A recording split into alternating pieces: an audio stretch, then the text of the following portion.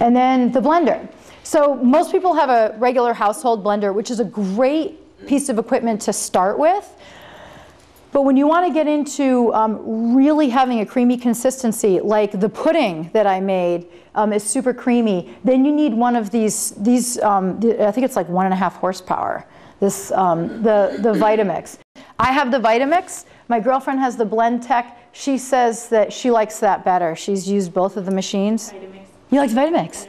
Okay, all right. See, everybody has a different, but they're both wonderful. And the Vitamix has, this is something, I don't know if home blenders have this, but this ladle thing that you can stick down in there helps you when you're stirring stuff and really to keep things moving. That's a big help. I've tried, when I was at my parents' house, I tried making, I forgot what it was. It wasn't the pudding, it was something else. And it just would not blend because I couldn't get down in there and stir it around. So that's a great thing. And it has a stopper so it won't go all the way down to the blade.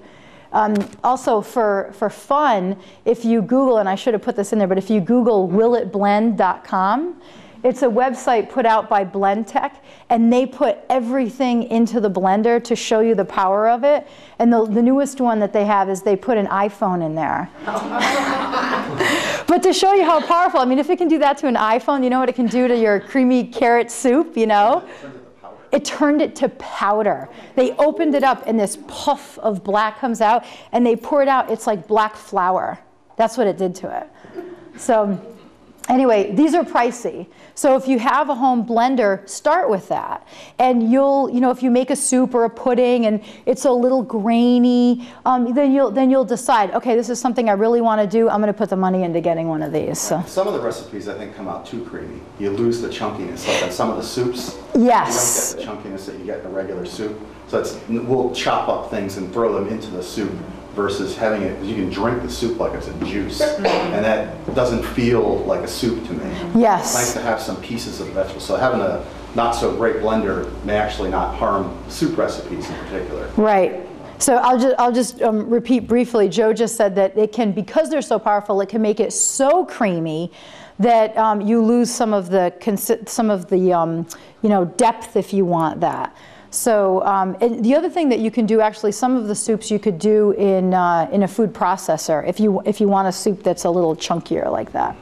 So the next, so the food processor. I think most people have these. If you don't have one already, just a standard food processor, and I recommend getting the 14 cup because you will, a lot of the recipes will end up filling the whole bowl.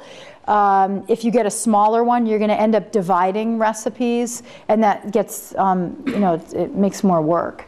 And I don't think that they go bigger than 14 cup. If they do, I wouldn't get a bigger one because the only thing that changes is the bowl size. The blades are the same, so you've got more food way up here that you're trying to get down into your blade. So the 14 cup is great. And what's nice about those is you can make processed meals, but you can also shred things and slice things in it. They have all these attachments. So food processors are great, and they're not expensive. They're under $200. And remember, I said your body is like a big juicing machine. So you're bypassing the need for your body to digest. So you drink the juice, and it just goes right through everywhere that it needs to go. You should be using organic produce, so your body's not dealing with any pesticides or herbicides.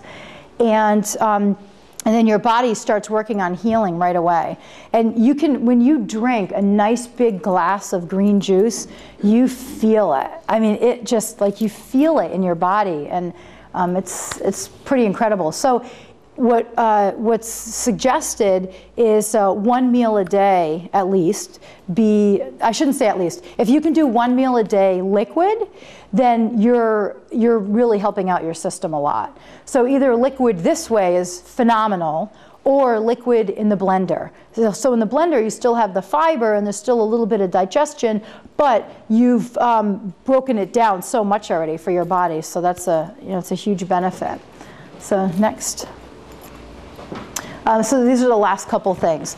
The ice cream maker. Ice cream is, you don't need dairy or sugar or any of those processed things to make ice cream. And I put I think I put a vanilla ice cream recipe. Yeah, I did, in the back of that. And it's just using soaked cashews. Most of the ice cream recipes use coconut meat, but it's coconut from baby Thai coconuts, not the dark brown coconuts that are old at the grocery store. The baby Thai coconuts have it's a very fleshy, almost gel-like inside. And you can get them in Boston, in Chinatown. But you can't get them anywhere here on the island, so I wanted a recipe that didn't require that. But anyway, you can also make great sorbets. This is a fabulous dessert, especially if you have kids or even as adults.